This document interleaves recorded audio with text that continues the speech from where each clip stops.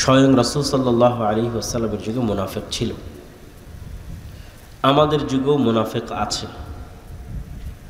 এবং আমি গত 1.5-2 বছর মুনাফিকির যে আলামত সেটিকেই বক্তব্যের বিষয়বস্তু বানিয়েছিলাম, যে রাসূলুল্লাহ সাল্লাল্লাহু আলাইহি ওয়াসাল্লাম বলেছেন যে মুনাফিকের আলামত ইযা হাদ্দাসা কাযাবা ওয়া ইযা ওয়া'আদা আখলাফা ওয়া ইযা তুমিনা খানা, কথা বললে মিথ্যা বলে, ওয়াদা করলে ভঙ্গ করে, দায়িত্ব দেওয়া হলে দায়িত্বের সাথে খেয়ানত করে।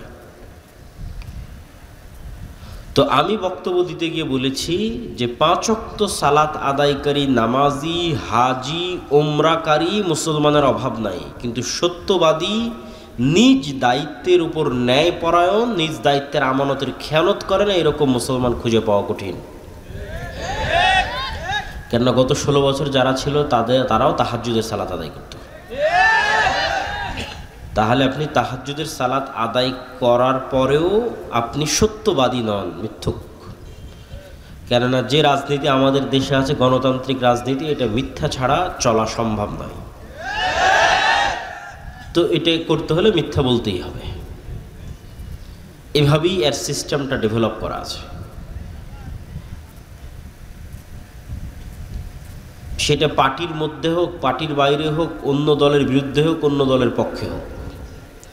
পার্টির মধ্যেও কেননা একই আসনে 5 জন 10 জন করে মনোনয়ন নেওয়ার জন্য প্রতিযোগিতা করতেছে। তাহলে পার্টির চেয়ারম্যানের কাছে তো সবাইকে মিথ্যা বলতে হবে, নাহলে তো আরেকজনকে মনোনয়ন দিয়ে দিতে পারে। বুঝতে পারেননি? আরেকজনের নামে তো মিথ্যা বলতে হবে যে না, ও এটা করে না, ও এটা করে না, ও এটা করে না। এইভাবেই এই রাজনীতিটা ডেভেলপ করা আছে। গণতান্ত্রিক রাজনীতিটা ডেভেলপই করা হয়েছে মুসলমানদের মধ্যে মিথ্যার কালচার অব্যাহত রাখার জন্য। কেননা ব্রিটিশরা 190 বছর মুসলমানদেরকে গোলাম রেখে মিথ্যা বলা শিখিয়েছিল। বাই বর্ন মুসলমানেরা মিথ্যা বলা জানত না। আর মক্কার মুশরিকরা, কাফেররা পর্যন্ত মিথ্যা বলা জানত না। মুসলমান তো বহুদূরের কথা। আবু সুফিয়ান মুহাম্মদ সাল্লাল্লাহু আলাইহি ওয়াসাল্লামের সবচেয়ে বড় শত্রু, সব যুদ্ধে আল্লাহর নবীর বিরুদ্ধে নেতৃত্ব দিয়েছে। তা আবু সুফিয়ান যখন বাদশাহ হিরাক্লিয়াসের দরবারে, তখন লাইভ নাই, রেকর্ডিং নাই, কেউ সাক্ষী দিবে তার বিরুদ্ধে সেটা নাই, কিচ্ছু নাই, ফোন নাই, মাইক নাই, কিচ্ছু নাই। আবু সুফিয়ান চাইলেই মিথ্যা বলতে পারত, কিন্তু আবু সুফিয়ানেরা মিথ্যা বলাটা জানতো না। তো মিথ্যা না বললেই মানুষ নেতা হয়ে যায়, মানে সত্যিকার জন্মগত প্রকৃত নেতা মিথ্যা না বললে অটোমেটিক নেতা হয়ে যাবে, এবং ন্যায় পরায়ণ হলে অটোমেটিক নেতা হয়ে যাবে। এটা হচ্ছে বাই ডিফল্ট নেতা, অটোমেটিক নেতা যদি ন্যায় পরায়ণ হয়। এই নেতৃত্বের গুণ ছিল মুহাম্মদ সাল্লাল্লাহু আলাইহি ওয়াসাল্লামের মধ্যে, এই নেতৃত্বের গুণ ছিল নবীদের মধ্যে, এই নেতৃত্বের গুণ মুসলমানদের। কিন্তু যখন ইউরোপীয় উপনিবেশের মাধ্যমে শুধু ভারত, পাকিস্তান, বাংলাদেশ না, এই আফ্রিকাও পর্যন্ত যখন এদের পদানত হয়েছে, তো এদেরকে গোলাম বানিয়ে মিথ্যা বলা, দুর্নীতি করা এবং চুরি করানো শিখানো হয়েছে। কেননা আপনি যখন গোলামি করবেন তখন এটা ছাড়া রাস্তা থাকে না। সারাদিন না খেয়ে আছে 5 জন মানুষ, এখানে সারাদিন না খেয়ে আছে। আমি একটা রুটি নিক্ষেপ করে দিলাম, তো 5 জন ক্ষুধার্ত মানুষ এই রুটিটা নিয়ে কাড়াকাড়ি করবে না? এই রুটিটা পাওয়ার জন্য একজন আরেকজনকে হত্যা করবে না? এটাই হলো গোলামির মাধ্যমে ট্রেনিংটা হয়। যখন আপনি গোলাম হয়ে গেছেন, তখন একটা টাকার জন্য মিথ্যা বলবেন, একটা টাকার জন্য আরেকজনকে হত্যা করবেন, একটা টাকার জন্য আরেকজনকে ধোঁকা দিবেন। এই কালচারটা গোলামির মধ্যে তৈরি হয়। বানু ইসরাইলদের ইতিহাস পবিত্র কোরআনে এত বেশি কেন দেওয়া আছে? বানু ইসরাইলের ইতিহাস পবিত্র কোরআনে এই জন্য এত বেশি দেওয়া আছে যে বানু ইসরাইলরা এত বিশাল বিশাল নেয়ামত পাওয়ার পরেও কিভাবে মুনাফিকি করছিল, কিভাবে ধোঁকা দিচ্ছিল, কিভাবে 2 নাম্বারি করছিল, সেগুলো তুলে ধরা আছে। তো এগুলো ওদের রক্তের মধ্যে মিশে গেছিল ফেরাউনের কয়েকশো বছর গোলামি করার কারণে। আর এই কারণেই মুসা আলাইহিস সালাতু ওয়াস সালামকে আল্লাহ ফেরাউনের বাড়িতে মানুষ করেছে। কেননা মুসা যদি আর 10টা বানু ইসরাইলের সাথে মানুষ হতো, তাহলে আর 10টা বানু ইসরাইলকে খাওয়ার জন্য মিথ্যা বলতে হয়, চাকরির জন্য মিথ্যা বলতে হয়, একটা রুটির জন্য দুর্নীতি করতে হয়। তাহলে মুসা আলাইহিস সালাম ওদের সাথে থাকতে থাকতে ওই গোলামির নেচারগুলো না রক্তের মধ্যে ঢুকে যেত, বিকজ তার জাতি হচ্ছে গোলাম, বানু ইসরাইলরা গোলাম। তো মুসা আলাইহিস সালামের মধ্যে যেন গোলামির স্বভাব না ঢুকে, এই জন্য বাদশার বাড়িতে মানুষ করা হয়েছে, যেন জন্মগত সত্য বলা, জন্মগত ন্যায়পরায়ণ হওয়া যেন ভিতরে থেকে যায়, নষ্ট যেন না হয়। তো আফগানিস্তানে কেউ বাহির থেকে এসে টিকতে পারেনি কেন? বেশিরভাগ আফগানিদের জন্মগত সত্য বলা এবং জন্মগত ন্যায়পরায়ণ হওয়ার স্বভাবটাকে ধ্বংস করতে পারেনি। এই জন্য কেউ আফগানিস্তানে এসে সেভাবে বেশি দিন টিকতে পারেনি। আর যেই জাতিরই আপনি জন্মগত সত্য বলা এবং জন্মগত ন্যায়পরায়ণ হওয়ার স্বভাব ধ্বংস করে দিয়েছেন, আগের 16 বছরের যারা ছিল তারা যেমন বিক্রি হয়ে গেছে, এখন যারা আছে তারাও পাল্লা দিচ্ছে কে কার কাছে বিক্রি হয়ে যাবে, কে আমেরিকার কাছে বিক্রি হবে আর কে ভারতের কাছে বিক্রি হবে। কেন? স্বভাব রক্তের মধ্যে গোলামি, অতএব টাকার কাছে বিক্রি হতে হবে। এখানে আপনি কল্যাণকর যতক্ষণ এই দুইটা মৌলিক নেতৃত্বের মূলনীতি ঠিক না হবে। আল্লামা ইকবাল বলেছেন, सबक फिर से पढ़ सदाकत का, शुजाअत का, আদালত का, लिया जाएगा तुझसे काम, दुनिया की इमामत का। মুসলমানদের মধ্যে নামাজ আদায়কারী মুসলমানের কমতি নাই, মুসলমানদের মধ্যে হাজি মুসলমানের কমতি নাই, দানশীল মুসলমানের কমতি নাই, কিন্তু মিথ্যা বলবে না, সত্য কথা বলবে এবং ন্যায় পরায়ণতার উপর অটল থাকবে, দুর্নীতি করবে না, নিজ দায়িত্বের আমানতের খেয়ানত করবে না। এই রকম মুসলমানেরই অভাব পড়ে গেছে। এই রকম মুসলমান যদি তৈরি হয়ে যায় তো সারা পৃথিবী আবার মুসলমানেরা নেতৃত্ব দিবে। এই বক্তব্য আমি দীর্ঘ গত 1.5-2 বছর দিয়ে এসেছি মুনাফিকের আলামতের উপর, যে বহু মানুষ মুসলমান কিন্তু মুনাফিক। সে হজ করতেছে, মনে করছে আমি হজ করছি, ওমরা করতেছি, দান করতেছি, কিন্তু মুনাফিক। কেননা ঈমান থাকলে কখনো মানুষ মিথ্যা বলতে পারে না। অন্তরে যদি ঈমান থাকে, অন্তরে ঈমান থাকলে মানুষ কখনো অন্যায় করতে পারে না, দুর্নীতি করতে পারে না, যদি অন্তরে ঈমান ঢুকে যায়। এই জন্য এবারের আলোচনার বিষয়বস্তু হচ্ছে ঈমান, আল ঈমান বিল গায়েব। আল ঈমান বিল গায়েবের উপর বই লেখাও সম্পূর্ণ হয়েছে। আল্লাহর পথে যাত্রা নামে আগামী 6-7 নভেম্বর সালাফি কনফারেন্স, মানে 1 সপ্তাহ পরেই আল জামিয়া সালাফিয়া ডাঙ্গিপাড়া পোয়া রাজশাহী, পাকিস্তান, ভারত, সৌদি আরব, বাংলাদেশের বড় বড় আলেম ওলামারা থাকবে। 2 দিনব্যাপী সম্মেলন। আপনারা যাবেন তো ইনশাআল্লাহ? দাওয়াত থাকলো আপনাদের, আল্লাহ কবুল করুক। তো সেখানে প্রকাশ পাবে আর কি বইটা। তো সেখান থেকেই ধীরে ধীরে টুকটাক আলোচনা নিয়ে আসার চেষ্টা করতেছি। এখন আলোচনা সেভাবে সাজানো গুছানো হয়ে ওঠেনি, যে একদম একদিক থেকে সাজানো গুছানো বলতেই থাকবে এরকম হয়নি। তবে সারমর্ম কথা যতটুকু পারি ততটুকু বলি। ঈমান বিল গায়েব, ঈমান নাই মুসলমানদের। মুসলমানদের ঈমান বিল গায়েব নাই, এটা আরও ভালো বুঝলাম কখন? সরকার পড়ে যাওয়ার পর যখন ইসলামী ঘরানার অসংখ্য দল, মতাদর্শ সবার সাথে উঠা বসা করার আল্লাহ সুযোগ দিল, এবং আলহামদুলিল্লাহ এখনও সেই সুযোগটা আছে। সবার সাথে একটা ভালো সম্পর্ক, সুসম্পর্কের ভিত্তিতে যাতায়াত আছে, যাওয়া আসা হয়। তো এই যাতায়াতের ভিত্তিতে আমি আর একটা নতুন জিনিস শিখলাম, যেটা হয়তো আমারও ছিল না, আমার ধারণা। আমি এটা শিখলাম যে আমরা যারা মুসলমান হয়তো দ্বীনের দাওয়াত দিচ্ছি, হয়তো মসজিদ মাদ্রাসা গড়ে তুলতেছি, হয়তো ইসলামী দল পরিচালনা করতেছি, আমাদের এখনও পরিপূর্ণরূপে ঈমান বিল গায়েব অর্জিত হয়নি। অদৃশ্যের উপর বিশ্বাস মজবুত হয়নি যেভাবে সাহাবীদের ছিল। এই 6টা বিশ্বাসের কথা সবাই জানেন। তো ওইটা মুখে বললে কোনো সমস্যা নাই, যে আশহাদু আল্লা ইলাহা ইল্লাল্লাহ আশহাদু আন্না মুহাম্মাদার রাসূলুল্লাহ, কিন্তু এই 6টার কাজ মুখে বলার সাথে নয়। এই 6টার কাজ কিসের সাথে?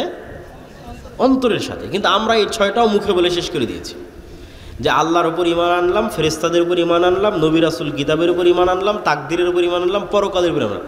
মুখ পর্যন্তই শেষ। কেউ আর বাস্তবে কোনোদিন অন্তর দিয়ে সত্যিকারভাবে বিশ্বাস করলো না যে আল্লাহ কে, আল্লাহর শক্তি কি, আর ফেরেশতা কে, ফেরেশতা কোথায় থাকে, কি করে, ফেরেশতা আসলেই আছে কিনা পৃথিবীতে, আর পরকাল পুনরুত্থান, মরার পরে কীভাবেই বা পরকাল পুনরুত্থান হবে। ফলত বললাম মুখে এই কথাগুলো, কিন্তু জীবন চলতে থাকলো দুনিয়ামুখী, বস্তুবাদী। আমরা আমাদের অসংখ্য জীবনের অসংখ্য সিদ্ধান্ত দুনিয়াকে সামনে রেখে নিই, দুনিয়াকে কেন্দ্র করে নেই, বস্তুকে কেন্দ্র করে নেই, কখনো অদৃশ্যের উপর বিশ্বাসকে কেন্দ্র করে আমরা সিদ্ধান্ত নেই না। কেননা আমাদের দরকার ইমিডিয়েট রেজাল্ট, এখনই রেজাল্ট দরকার। অতএব এখন এটা ছাড়া আর তো কোনো ওয়ে নাই। তো ব্যক্তিগত জীবনে অসংখ্য উদাহরণ দেওয়া সম্ভব, আমরা জাতীয় জীবনেরই কিছু উদাহরণ দিই। যে ঈমান বিল গায়েব দুর্বল এবং ঈমান বিল গায়েব সম্পর্কে জ্ঞান অর্জন করা প্রয়োজন কেন? মুসা আলাইহিস সালাতু ওয়াসসালাম ফেরাউনের মোকাবেলায় যত দুর্বল ছিলেন, আজকের ফিলিস্তিনের গাজার মুসলমানেরা ইসরায়েলের মোকাবেলায় অত দুর্বল নয়। আবারও বলি, আজকের ফিলিস্তিনের গাজার মুসলমানেরা দুনিয়াবী শক্তির দিক থেকে আজকের ইসরায়েলের কাছে যত দুর্বল, তার চেয়ে শত গুণে বেশি দুর্বল ছিলেন দুনিয়াবী শক্তির দিক দিয়ে নবী মুসা ফেরাউনের দুনিয়াবী শক্তির সামনে। একটা পয়েন্ট গেল। পয়েন্ট নাম্বার 2, আল্লাহর নবী মুহাম্মদ সাল্লাল্লাহু আলাইহি ওয়াসাল্লাম তার সাহাবী আবু বকর, ওমর, ওসমান, আলী রাদিয়াল্লাহু তাআলা আনহুম, পরবর্তীতে যারা উমাইয়া খেলাফতের সময় বিভিন্ন দেশ বিজয় করেছে, মোহাম্মদ বিন কাসেম হোক, কোতাইবা বিন মুসলিম হোক, তারেক বিন জিয়াদ হোক, আর খালিদ বিন ওয়ালিদ আর আমর ইবনুল আস হোক, যেই হোক না কেন, তাদের দুনিয়াবী শক্তি তৎকালীন বিশ্বের রোমান এবং পারস্যের তুলনায়, আমি আবারও বলি, মুহাম্মদ সাল্লাল্লাহু আলাইহি ওয়াসাল্লামের দুনিয়াবী শক্তি, আবু বকর, ওমর, ওসমান, আলীর দুনিয়াবী শক্তি, খালিদ বিন ওয়ালিদ, আমর ইবনুল আসের দুনিয়াবী শক্তি, তারেক বিন জিয়াদ, মোহাম্মদ বিন কাসেমের দুনিয়াবী শক্তি তৎকালীন বিশ্বের রোমান এবং পারস্যের দুনিয়াবী শক্তির তুলনায় যেই মাপে ছিল, তার চাইতে আজকের সমগ্র বিশ্বের 57টা মুসলিম দেশের দুনিয়াবী শক্তি আমেরিকা এবং ইসরায়েলের তুলনায় অনেক বেশি পরিমাণে দুনিয়াবী শক্তির অধিকারী হচ্ছে বর্তমান যুগের 57টা দেশের মুসলিম দেশের মুসলমানেরা। ওই যুগের তুলনায় সাহাবীদের যুগে রোমান এবং পারস্যদের দুনিয়াবী শক্তির তুলনায় তাদের যে দুর্বলতা ছিল, সেটার তুলনায় এই যুগের মুসলমানেরা বেশি শক্তিশালী। তাহলে এই যুগের মুসলমানরা মাজলুম কেন? বিজয় নাই কেন? বিজয় তাদের কাছে ধরা দিচ্ছে না কেন? ওই যুগের সাহাবীদের যেই লেভেলের ঈমান বিল গায়েব ছিল, মানে ফেরেশতাদের উপর তাদের যেই লেভেলের বিশ্বাস ছিল, আল্লাহর উপর তাদের যেই লেভেলের বিশ্বাস ছিল, পরকাল হবে, পরকাল কেমন, এটার উপর তাদের যেই লেভেলের বিশ্বাস ছিল, আজকের মুসলমানদের তার সিকি পরিমাণও নাই। ফলত দুনিয়াবী শক্তি যত বেশিই থাক, কোনো কাজের কাজ হবে না, হচ্ছেও না। তো মুসা আলাইহিস সালাতু ওয়াসসালামের হাতের লাঠি আল্লাহ সুবহানাহু তাআলা পরিবর্তন করে দিলেন সাপে, এবং সাপে পরিবর্তন করে দেওয়ার মাধ্যমে মুসা আলাইহিস সালাতু ওয়াসসালামকে আল্লাহ সুবহানাহু তাআলা শিখালেন যে পৃথিবীতে তোমরা চোখে যা দেখো, এর আড়ালেও অনেক কিছু আছে যেগুলোর উপর আল্লাহ ক্ষমতাবান এবং তিনি করতে পারেন। আর এটা এমনি হাতের লাঠি নয়, এটা মুসা আলাইহিস সালাম দীর্ঘদিন থেকে ব্যবহার করতেন সেই হাতের লাঠি। এই লাঠি দিয়ে পাতা পাড়তেন, এই লাঠি দিয়ে পুকুর পার হতেন, নদী পার হতেন। সেই লাঠিকে আল্লাহ সাপ বানিয়ে দিয়েছেন, এবং জাদুর সাপ নয়, চোখের ভেলকির সাপ নয়, একদম তরতাজা জ্যান্ত সাপ। ঠিক যেভাবে পুকুরের নদীতে আস্ত আল্লাহর সৃষ্টি যে সাপ আছে, সেই সাপ। জাদুকরেরা সিজদায় পড়ে গেছিল এই কারণেই, জাদুকরদের দড়িও সাপ হয়ে গেছিল, কিন্তু ওই সাপগুলো ছিল জাদুর সাপ, চোখের ভেলকির সাপ। আর মুসা আলাইহিস সালামের সাপ ছিল আস্ত সাপ, ওগুলো সবকে খেয়ে নিয়েছে। তো মুসা আলাইহিস সালাতু ওয়াসসালামকে আল্লাহ শিখিয়েছেন ঈমান বিল গায়েবের উপর মজবুত আস্থা এবং বিশ্বাস, আল্লাহর ক্ষমতার উপর আস্থা এবং বিশ্বাস। মুসা আলাইহিস সালাতু ওয়াসসালাম যদি আল্লাহর ঈমান বিল গায়েবের উপর মজবুত আস্থা এবং বিশ্বাস না রাখতেন, তাহলে মুসা আলাইহিস সালামকে দুনিয়াবী দিক থেকে ফেরাউনের বিরুদ্ধে বিজয়ী হতে হতো, দুনিয়ার দিক থেকে। আর দুনিয়ার দিক থেকে বিজয় হওয়ার জন্য মুসা আলাইহিস সালাতু ওয়াসসালামের কাছে কোনো রাস্তা থাকতো না কম্প্রোমাইজ ছাড়া। কেননা মুসা আলাইহিস সালাতু ওয়াসসালামের তো কোনো দুনিয়াবী শক্তি নাই, অতএব তাকে কম্প্রোমাইজ করতে হবে। তো আজকের মুসলমানেরাও মনে করে নিয়েছে যে আমাকে এখনই সফল হতে হবে। অতএব এখনই সফল হওয়ার জন্য, কেন ঈমান বিল গায়েব নাই, ফেরেশতার অস্তিত্বে, পরকালের অস্তিত্বে, আল্লাহর অস্তিত্বে এবং শক্তি ক্ষমতায় বিশ্বাস নাই। অতএব এখনই যদি আমি সফল হতে চাই, তাহলে দুনিয়াবি যে রাস্তাগুলো আছে এই রাস্তাগুলোই আমাকে অবলম্বন করতে হবে। আর দুনিয়াবি রাস্তায় যদি অবলম্বন করতে চাই, কেন ঈমান বিল গায়েব আমার দুর্বল, নিচে, তো দুনিয়াবি রাস্তায় যদি অবলম্বন করতে চাই, তাহলে মন্দির পাহারা দিতে না গেলে তো ভোট পাওয়া যাবে না। অতএব আমাকে এই রাস্তা অবলম্বন করতে হবে। যদি এর চাইতেও কোনো খারাপ রাস্তা অবলম্বন করা লাগে, তাহলে সেটাও করা যেতে পারে, মানে করা হতে পারে। কেননা আমার মাথায় আছে যে দুনিয়াবি লজিকেই একমাত্র সফলতা সম্ভব। গায়েবের সহযোগিতা বলে কিছু আছে, ঈমান বিল গায়েব, ফেরেশতার অস্তিত্ব বলে কিছু আছে, পরকালমুখী সিদ্ধান্ত বলে কিছু আছে, এটা আমাদের ব্রেন থেকে আউট হয়ে গেছে। এটা শুধু আমি জাতীয় জীবনে বলতেছি না, বাস্তব জীবনে, আপনাদের ব্যক্তিগত জীবনে, আপনাদের পারিবারিক জীবনে সেম অবস্থা। তো আজকে আমরা ঈমান বিল গায়েবের একটা অংশের উপর আলোচনা করব, আল ঈমান বিল মালাইকা, ফেরেশতাদের উপর বিশ্বাস। ফেরেশতারা কিসের তৈরি বলেন তো? নূরের তৈরি। নূর হচ্ছে এক প্রকারের আলো, কিন্তু এই আলো নয়, সূর্যের আলো নয়, বিদ্যুতের লাইটের আলো নয়, কিন্তু এক প্রকারের আলো, যে আলো পৃথিবীতে আছে কিন্তু চোখে দেখা যায় না। তো আপনি বলবেন পৃথিবীতে আলো আছে চোখে দেখা যায় না, এটা আবার কোন আলো? তা আপনি যখন রিমোট দিয়ে এসি অন করতেছেন, তো রিমোট থেকে আলো বের হয়ে এসিতে গিয়ে লাগতেছে, ওই আলো কোথায় আপনি চোখে দেখলেন? তখন এসি বন্ধ হয়ে যাচ্ছে। আবার যখন চাপ দিচ্ছেন আবার এসি অন হয়ে যাচ্ছে, এটা আলোর কানেকশনে অন অফ হয়ে যাচ্ছে। এবার ইনফ্রারেড লাইট, এটা মেশিন দিয়ে ধরা যাচ্ছে কিন্তু চোখে দেখা যায় না। ওই যে লাইভ চলতেছে, ক্যামেরা, কম্পিউটার, মোবাইল, এগুলো সব আলো। আমার কথা আলোর ওয়েভের মধ্যে ভেসে, আপনি যখন ফোনে কথা বলতেছেন, রাত দিন ফোন ব্যবহার করতেছেন, ফোনে কথা বলছেন, ঢাকা কথা বলছেন, আমেরিকা, লন্ডন, ইউরোপ, সাথে সাথে আপনার কথা ইউরোপে চলে যাচ্ছে, ওইটা আলোর ওয়েভের মধ্যে দিয়ে ভেসে ইউরোপ চলে যাচ্ছে।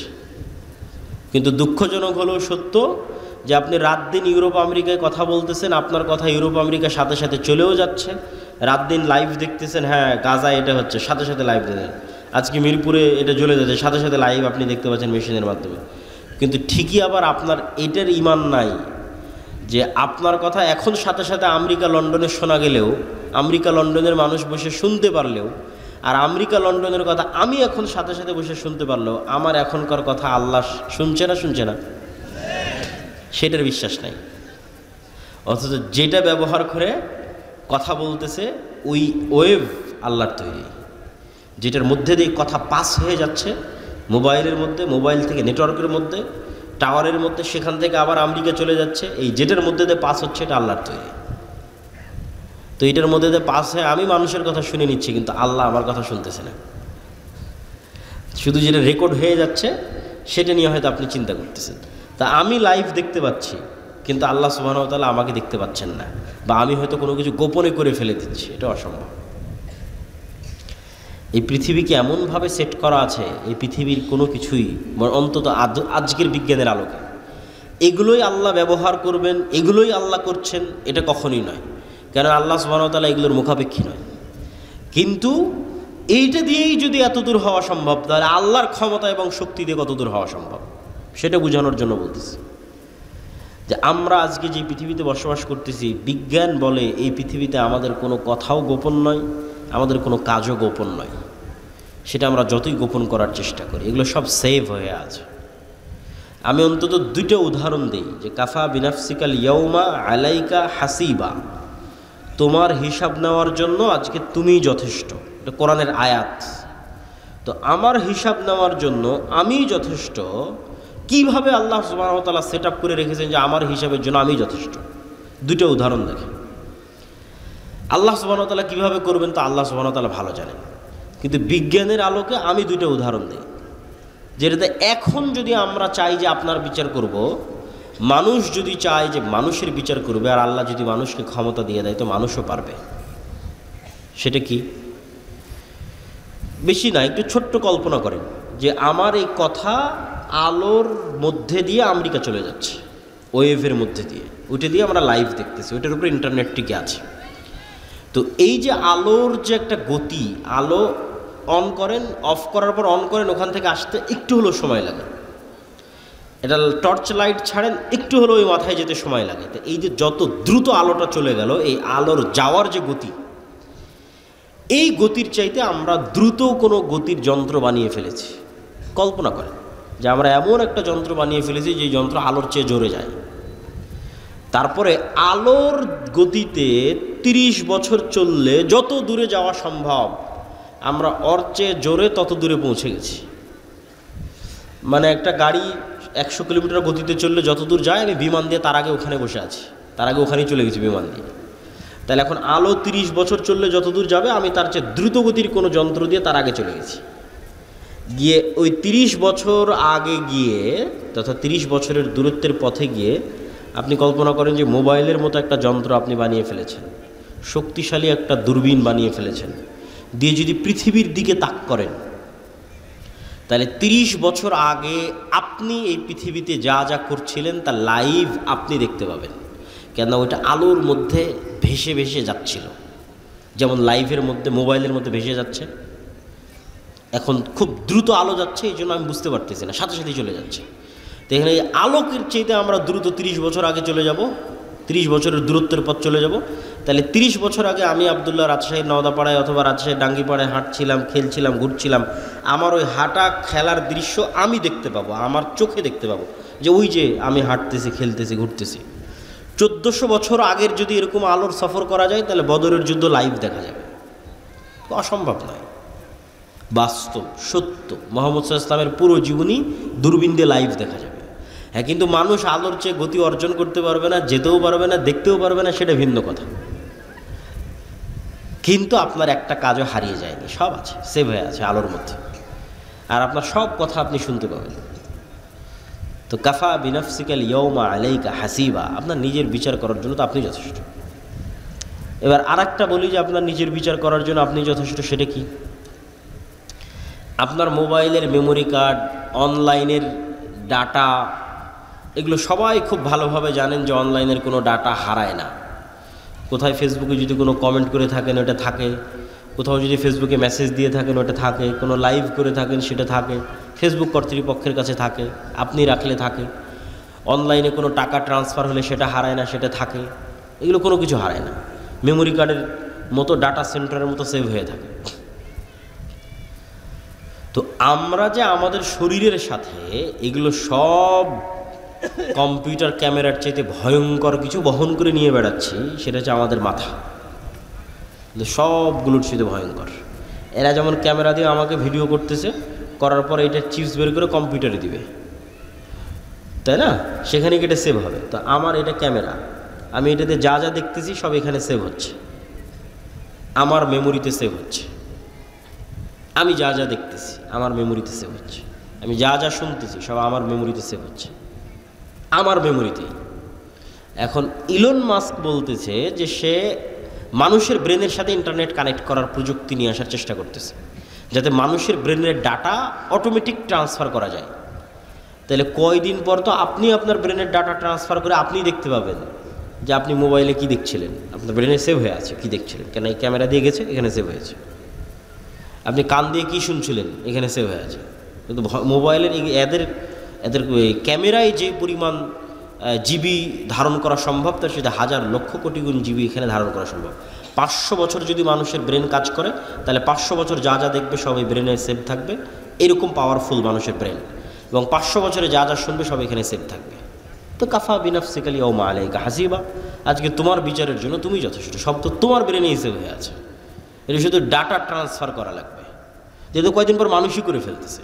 আমি আল্লাহর কথাই যাচ্ছি না, আল্লাহ সুবহানাহু ওয়া তাআলা কীভাবে মানুষকে ধরবে সেটা আল্লাহ সুবহানাহু ওয়া তাআলা জানেন। আপনি যদি আপনার বিচার করতে চান তা আপনিই পারবেন, যে চলো আমি কি কি করেছি সব এই ব্রেনে সেভ হয়ে আছে, কী দেখেছি, কি বলেছি, কি শুনেছি, সব সেভ হয়ে আছে। কিচ্ছু আপনার এই ব্রেন ভুলেনি। ডাটা ট্রান্সফার করলে আপনি সব দেখতে পাবেন। আর এই যে আলো ওয়েভ, এর মধ্যে সব সেভ হয়ে আছে। সম্মানিত উপস্থিতি, আমরা যে আলোচনা থেকে এখানে আসছিলাম যে ফেরেশতারা নূরের তৈরি, তো নূর তো দেখা যায় না, তো নূর এমন এক প্রকারের আলো যা দেখা যায় না, কিন্তু আলো এটা পৃথিবীতে আছে। তো এটা বোঝানোর জন্য অসংখ্য দলিল আছে। আমার ওই আল্লাহর পথে যাত্রা বই অসংখ্য দলিল আমি দিয়ে রেখেছি। আজকের এই সংক্ষিপ্ত আলোচনা একটু অল্প অল্প করে বলি, কেন বক্তব্য দীর্ঘায়িত করতে চাই না, সংক্ষিপ্ত করতে চাই। আবারও আমাদেরকে রাজশাহী নয় ঢাকা ফিরে যেতে হবে, এটা একটু কষ্টকর আর কি। আল্লাহুম্মা জাআল ফি কলবি নূরা, রাসূল সাল্লাল্লাহু আলাইহি ওয়াসাল্লাম বলছে, হে আল্লাহ আমার অন্তরে নূর তৈরি করে দেন। সামিঈ নূরা, কানে নূর তৈরি করে দেন। বাসরি নূরা, চোখে নূর তৈরি করে দেন। সামনে নূর তৈরি করে দেন, পিছনে নূর তৈরি করে দেন, ডানে নূর তৈরি করে দেন, বামে নূর তৈরি করে দেন, উপরে নূর তৈরি করে দেন, পায়ের নিচে নূর তৈরি করে দেন। তাহলে নূর একটা অস্তিত্বশীল জিনিস, যা সামনে পিছে আগে পরে চোখে কানে অন্তরে তৈরি হতে পারে। লাইটের বাল্বের ভোল্টের মতো বাড়ে কমে। নূর লাইটের বাল্বের ভোল্টের মতো, যেমন যে ফ্যানের পাওয়ারটা বাড়িয়ে দিল, ঠিক যেমন আপনি চোখের পাওয়ার যখন কমে যাচ্ছে তখন চশমা লাগিয়ে নিচ্ছেন, কানের পাওয়ার যখন কমে যাচ্ছে তখন কানে মেশিন লাগিয়ে নিচ্ছেন। তো আপনার কানের পাওয়ারের কম বেশির অস্তিত্বটা যেমন সত্য, চোখের পাওয়ারের কম বেশির অস্তিত্ব যেমন সত্য, এই চোখে নূর তৈরি হয়, কানে নূর তৈরি হয়, অন্তরে নূর তৈরি হয়, এটা তেমন সত্য। রাসূলুল্লাহ সাল্লাল্লাহু আলাইহি ওয়াসাল্লাম বলছেন, আমাদের চোখে আমরা যে পৃথিবী দেখি, এই পৃথিবী আর যে গায়েব আমরা দেখতে পাই না আল্লাহর অস্তিত্ব, এই দুইটার মধ্যে পর্দা হচ্ছে নূর। আল্লাহর চেহারা, আল্লাহর অস্তিত্ব আমরা যে দেখতে পাই না, এই দুইটার মধ্যে পর্দা হচ্ছে নূর। লাউ কাশাফাহু, যদি এই নূর সরিয়ে দেওয়া হতো, পৃথিবীতে যে নূর আছে, আসমান এবং জমিনে যে নূর আছে, নূর যদি সরিয়ে দেওয়া হতো, আল্লাহর চেহারার তাজাল্লিতে আসমান এবং জমিন ধ্বংস হয়ে যেত। আল্লাহু নূরুস সামাওয়াতি ওয়াল আরজ, আল্লাহ হচ্ছেন আসমান এবং জমিনের নূর। সম্মানিত উপস্থিতি, তাহলে নূরের তৈরি ফেরেশতা। নূর এমন এক প্রকারের আলো যা চোখে দেখা যায় না। 2 নাম্বার, যা মেশিনেও ধরা যায় না। কিছু আলো তো যেগুলো চোখে দেখা যায় না, মেশিনে ধরা পড়তেছে, ওই যে মোবাইলের ক্যামেরার, তারপরে হচ্ছে রিমোট কন্ট্রোলের। কিন্তু এক প্রকারের আলো নূর, যা চোখেও দেখা যায় না, মেশিনেও ধরা পড়ে না। তাহলে আপনি বলবেন, এটা কেমন কথা বললেন যে একটা জিনিস পৃথিবীতে আছে, চোখেও দেখব না, মেশিনেও ধরা পড়বে না? জি, আল্লাহর গায়েবের প্রত্যেকটা জিনিসের কিছু না কিছু আলামত আল্লাহ তার সৃষ্টিজীবের মধ্যে রেখে দিয়েছে। কিছু না কিছু আলামত আল্লাহ তার সৃষ্টিজীবের মধ্যে রেখে দিয়েছে। আল্লাহর এক ব্যতিক্রম সৃষ্টিজীব হচ্ছে কুকুর। কুকুর মানুষের চাইতে 10,000 গুণ বেশি ঘ্রাণ, নাক দিয়ে ঘ্রাণ নেওয়ার ক্ষমতা কুকুরের মানুষের চাইতে 10,000 গুণ। 100, 200, 500, 1000, 2000, 10,000 গুণ বেশি। তাহলে আমার কাছে, আমি যদি এই পানির বোতলটা নিই এবং এই পানির বোতলটা নাকে টানি, তাহলে বলবো না এটার তো কোনো সেন্ট নাই। পানিরও আমি বলতে পারি যে না, পানির তো কোনো সেন্ট নাই, এটার কোনো সেন্ট নাই। তা এটার সেন্ট নাই বলাটা যেমন মিথ্যা, বিজ্ঞানও হয়তো এসে বলবে যে না এটার কোনো সেন্ট নাই। বিজ্ঞানও মিথ্যা, কেন বিজ্ঞান এখন পর্যন্ত কুকুরের নাকের মতো পাওয়ারফুল যন্ত্র তৈরি করতে পারেনি। কিন্তু এই পানির বোতলটা কুকুরের নাকের সামনে লাগান, এই পানির বোতলটাকে 10 কিলোমিটার দূরে রেখে আসেন, এই পানির বোতল কুকুর খুঁজে বের করে নিয়ে আসবে। তাহলে আমি না গন্ধ পাচ্ছি না, আর আমার আবিষ্কার করা যন্ত্রও গন্ধ ধরতে পারতেছে না, তার মানে গন্ধ নাই। এটা কি ঠিক না ভুল? আছে, তার প্রমাণ কি? ওই যে আল্লাহর আরেক সৃষ্টিজীবও ধরতে পারতেছে, ওর কাছে আছে। আমরা যেভাবে একজন আরেকজনকে দেখছি, চিনছি, এভাবে কুকুর চিনে না। কুকুর ঘ্রাণ দিয়ে আপনাকে চিনে। আপনার এই চেহারা, সাদা কালো দাড়ি, অথবা দাড়ি চাছা, লম্বা উঁচু মোটা, এইভাবে দেখে কুকুর চিনে না, যেভাবে আমরা চিনি। ঘ্রাণে চিনে, এটা অমুক, এটা অমুক, ঘ্রাণে চিনে ফেলে। ওইভাবে দেখতেই পায় না কুকুর। আমরা যেভাবে দেখি এভাবে দেখতেই পায় না, তো ওভাবে দেখে চিনবে কীভাবে? ওকে আল্লাহ দিয়েছে ঘ্রাণ শক্তি। ঠিক হাতি সহ এরকম কিছু প্রাণী আছে যাদের দিয়েছে শ্রবণ শক্তি, খুব সূক্ষ্ম, একদম ভয়ঙ্কর লেভেলের সূক্ষ্ম, মানুষের যে 2-3 হাজার গুণ। যন্ত্র ওই লেভেলে সূক্ষ্ম নয়। তাহলে একটা আওয়াজ আমি শুনতে পাচ্ছি না, তার মানে ওই আওয়াজটা নাই, মিথ্যা কথা। একটা আওয়াজ কোনো যন্ত্র শুনতে পাচ্ছে না পৃথিবী, তার মানে আওয়াজটা নাই, মিথ্যা কথা। যে কবরের আওয়াজের আওয়াজ তো আমি শুনতে পাই না, মুগুর দিয়ে তো পিটাচ্ছে, কই আমি তো শুনতে পাচ্ছি না, চিৎকার করতেছে আমি তো শুনতে পাচ্ছি না, তার মানে আওয়াজ হচ্ছে না? না, ওই লেভেলের আওয়াজ শোনার ক্ষমতাই আপনার নাই, কিন্তু ওই লেভেলের আওয়াজ শোনার ক্ষমতা আল্লাহর কিছু কিছু প্রাণীর আছে। তো ঠিক পৃথিবীতে এমনও আলো আছে যে আলো দেখার ক্ষমতা আল্লাহর কিছু প্রাণীর আছে। যেমন কুকুরকে শয়তানের আলো দেখার ক্ষমতা দেওয়া আছে, মোরগকে ফেরেশতার নূর, নূর যেই লেভেলের আলো, ওই লেভেলের আলো দেখার সক্ষমতা মোরগকে, মুরগিকে দেওয়া আছে ফজরের সময় যখন সে চিৎকার করে। সম্মানিত উপস্থিতি, তাহলে পৃথিবীতে নূর অস্তিত্বশীল এবং ফেরেশতারা নূরের তৈরি, এবং ফেরেশতাদের অস্তিত্ব আমাদের সাথে সম্পৃক্ত কতটা বাস্তব আমি না বুঝাতে পারলে সেটা আমার ব্যর্থতা, কিন্তু আমি বুঝানোর তারপর চেষ্টা করব। ঈমান বিল গায়েবকে ইয়াকিনের স্তরে নিয়ে যাওয়ার।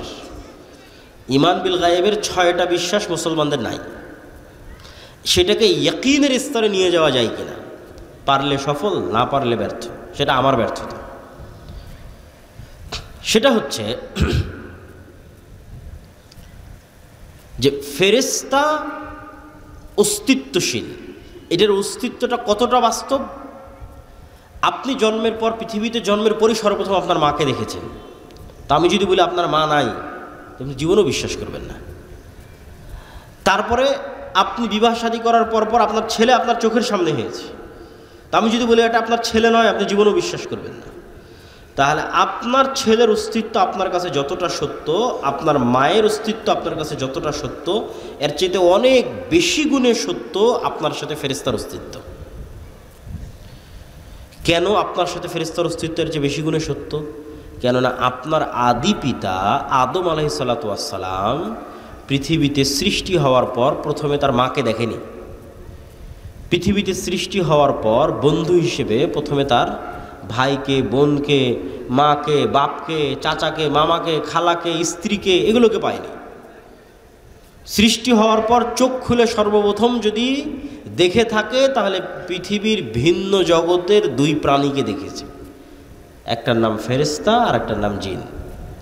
তাহলে মানুষের সাথে মানুষের সম্পর্ক বেশি মজবুত হলো না মানুষের সাথে ফেরেশতার জিনের সম্পর্ক বেশি মজবুত হলো? বলেন এবার আমাকে।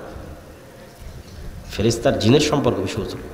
জন্মের পর তো তৈরি হওয়ার পর আমি আর একটা মানুষকে দেখিনি, প্রথম দেখেছি ফেরেশতাকে, প্রথম দেখেছি জিনকে। তাহলে আমার সাথে পৃথিবীর আর যে কারো অস্তিত্বের চাইতে, আর যে কোনো বন্ধুর চাইতে, আর যে কোনো ব্যক্তির চাইতে বেশি অস্তিত্বশীল, বেশি বাস্তব ফেরেশতার অস্তিত্ব। ওর দেখেই তো আমার যাত্রা শুরু। ওয়াইদ ক্বালা রাব্বুকা লিল মালাইকাতি ইন্নী জাইলুন ফিল আরদি খলিফা ক্বালু আতাজআলু ফিহা মান ইউফসিদু ফিহা ওয়া ইয়াসফিকুদ দিমা। যখন আল্লাহ ফেরেশতাদের ডেকে বললেন, এই ফেরেশতারা, আমি পৃথিবীতে আমার প্রতিনিধি সৃষ্টি করতে চাই, খলিফা সৃষ্টি করতে চাই। বললেন, আল্লাহ আপনার তাসবিহ তাহলিল করার জন্য তো আমরা আছি, করার সৃষ্টি করার কি দরকার? তো তোমরা তা জানো না যা আমি জানি। তারপরে আল্লাহ আদমকে সৃষ্টি করলেন, করার পর ফেরেশতাদের বললেন তোমরা সিজদা করো। তো প্রথম পরিচয়ই হলো ফেরেশতাদের সাথে। আর এখন কেউ বিশ্বাস করে না ফেরেশতা আছে, এমনি মুখে বলছে ফেরেশতা আছে, ফেরেশতার উপর ঈমান আনলাম, বলার সময় বলেছে, অন্তরে নাই। এবার 2-1টা উদাহরণে যাব আমরা, যে আল্লাহর নবীর যুগে সাহাবীরা ফেরেশতাদের উপর কেমন বিশ্বাস রাখত। আমরা আজকে ঈমান বিল গায়েবের শুধু একটা পয়েন্টের আলোচনা করতেছি, ফেরেশতা। আল্লাহর নবীর যুগে সাহাবীরা ফেরেশতাদের উপর কেমন বিশ্বাস রাখত তার উদাহরণ। তবে তার আগে 2 মিনিট একটু গুরুত্বপূর্ণ জরুরি কথা, সেটা হচ্ছে আমরা যে মসজিদের আয়োজনে এখানে উপস্থিত হয়েছি, এই মসজিদটি একটি নির্মাণাধীন মসজিদ, এবং আমাকে যেভাবে বলা হয়েছে যে ছাদ অথবা কোনো একটা জায়গায় গিয়ে কাজ আটকে আছে। তো আপনারা যারা এখানে উপস্থিত হয়েছেন সকলের প্রতি দত্ত আহ্বান থাকবে যে পরকালের আল্লাহ সুবহানাহু তাআলার দরবারে আপনাদের যে ব্যাংক অ্যাকাউন্ট ওপেন করা আছে, যেটাতে লাভের মাত্রার কোনো পার্সেন্টেজের কোনো সীমা নাই, বরং বাড়তেই থাকবে, বাড়তেই থাকবে, বাড়তেই থাকবে, এবং যেটা দিয়ে কিয়ামতের মাঠের অসংখ্য বিপদ থেকে বাঁচা যাবে। কোথাও ইবাদতের কমতি থাকলে সেটা কাভার দেওয়া যাবে, ব্যাকআপ দেওয়া যাবে। কোথাও গুনাহ থাকলে সেটার কাফফারায় ব্যাকআপ দেওয়া যাবে। কোথাও কোনো মানুষের হক নষ্ট হয়ে থাকলে সেটার কাফফারায় ব্যাকআপ দেওয়া যাবে। কিয়ামতের মাঠে যেহেতু কোনো মুদ্রা টাকা পয়সা থাকবে না, সেহেতু আগে থেকেই টাকা পয়সা পাঠিয়ে রাখা ভালো। তো আগে থেকে টাকা পয়সা পাঠানো থাকলে এবং আল্লাহ সেগুলোকে বাড়াতে থাকলে কিয়ামতের মাঠে বিপদের সময় এই পাঠানো টাকাগুলো কাজে লাগবে। ঠিক দুনিয়াতে যেমন জমানো টাকা বিপদের সময় কাজে লাগে, কিয়ামতের মাঠে জমানো টাকা বিপদের সময় কাজে লাগবে। তো কেউ যদি স্বেচ্ছাসেবকেরা থাকে, যদি যায়, আপনারা সহযোগিতা করবেন। আমরা আমাদের বক্তব্য সামনে আগাই। মুহাম্মদ সাল্লাল্লাহু আলাইহি ওয়াসাল্লামের যুগে সাহাবীদের বিশ্বাস ফেরেশতার উপরে। খুব মজার মজার কয়েকটা ঘটনা আপনাদের সামনে বলবো, যেই ঘটনাগুলো একটা আরেকটার সাথে কানেক্ট করলে আপনি দেখবেন যে ফেরেশতা চরিত্র সাহাবীদের সামনে কেমন ছিল আর আমাদের সামনে কেমন। মজার মজার কয়েকটা ঘটনা। সাদ বিন মুআজ নামে এক বিখ্যাত সাহাবী, আউস এবং খাজরাজ গোত্রের নেতা, আনসারি সাহাবী, খন্দকের যুদ্ধে শহীদ হয়েছেন। রাসূল সাল্লাল্লাহু আলাইহি সাল্লাম বলছে, সাদ বিন মুআজের জানাজায় ৭০,০০০ ফেরেশতা অংশগ্রহণ করেছে। জাবের রাদিয়াল্লাহু তাআলা আনহু উহুদের যুদ্ধে শহীদ হয়েছেন। জাবের রাদিয়াল্লাহু তাআলার পিতা। তো জাবের রাদিয়াল্লাহু তাআলা আনহু যখন তার পিতার মৃত্যুতে কাঁদছেন, তখন রাসূল সাল্লাল্লাহু আলাইহি সাল্লাম বলছেন, জাবের তুমি কাঁদছো? তোমার পিতার লাশ এই মুহূর্তে ফেরেশতারা ঘিরে রেখেছে, ছায়া দিয়ে রেখেছে, তুমি কাঁদিও না।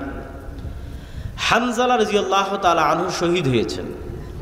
তো হানজালা রাদিয়াল্লাহু তাআলা আনহু বাসর ঘর থেকে বের হয়ে গিয়ে যুদ্ধে অংশগ্রহণ করেছিলেন। তো সাহাবীরা তাকে ফরজ গোসল দেওয়ার জন্য গোসল দিবেন।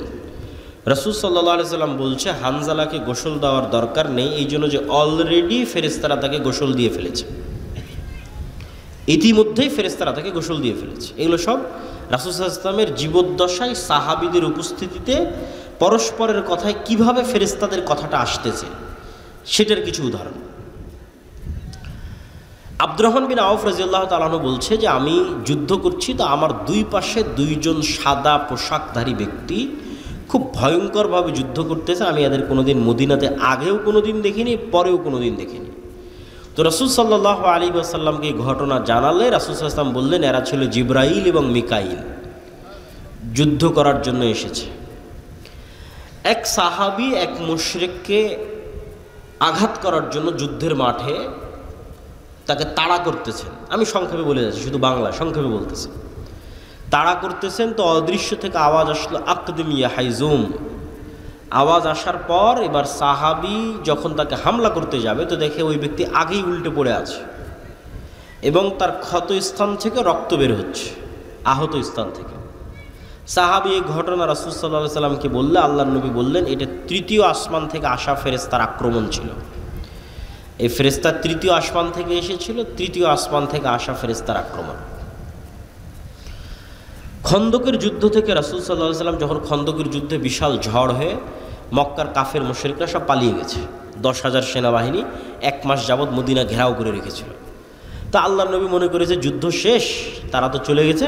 উনি বাড়িতে এসে অস্ত্র রেখে 1 মাসে প্রচুর টেনশন গেছে, তার উপরে প্রচুর পরিশ্রম গেছে, খাদ্যের সংকট, যোগাযোগ বিচ্ছিন্ন, কষ্ট, পেটে পাথর বেঁধে রাখার যে ঘটনাগুলো সেগুলো এখনকার। তো রাসূল সাল্লাল্লাহু আলাইহি ওয়াসাল্লাম অস্ত্র রেখে গোসল করতে গেছে। অস্ত্র বলতে তরবারি, তীর, ধনুক। তো আয়েশা রাদিয়াল্লাহু তাআলা আনহা বলছেন, জিবরাইল এসে রাসূল সাল্লাল্লাহু আলাইহি ওয়াসাল্লামকে বলছে যে আপনি অস্ত্র রেখে দিয়েছেন, আমরা তো রাখিনি, তো তোমরা কেন রাখনি?